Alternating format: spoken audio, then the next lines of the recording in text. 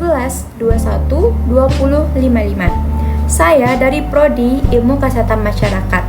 Nah, video kali ini adalah salah satu tugas mata kuliah Dasar Ilmu Kesehatan Masyarakat dengan dosen Ibu Dr. Helmizar SKM M Biomed.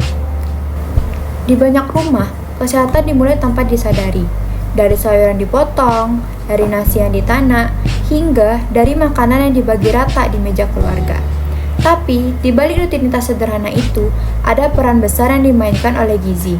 Dia tidak bising, dan juga tidak mencolok, tapi menentukan langkah hidup seseorang mulai dari kekuatan tubuhnya, ketajaman pikirannya, sampai kemampuan ia mengejar mimpi. Gizi bekerja seperti fondasi, tidak terlihat, tapi menopang segalanya.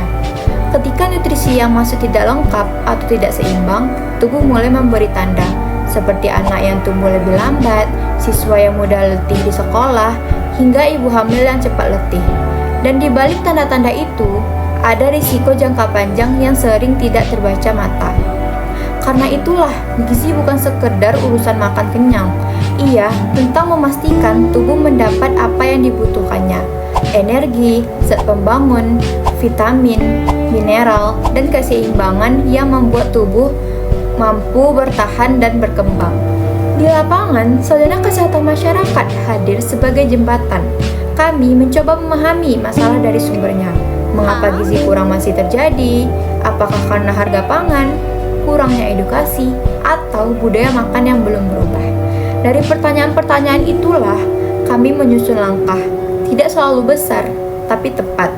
Kadang itu berupa kelas kecil untuk ibu hamil, kadang berupa pendampingan pada keluarga yang rentan, atau bahkan advokasi kepada pemerintah lokal agar program gizi lebih menyentuh masyarakat.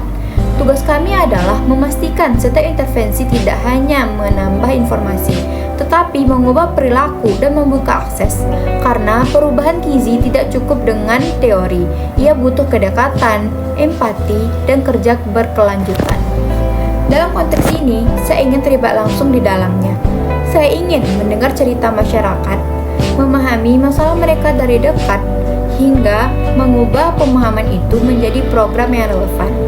Saya ingin menjalankan edukasi yang tidak menggurui, tetapi menguatkan. Membangun kepercayaan bukan hanya menyampaikan materi.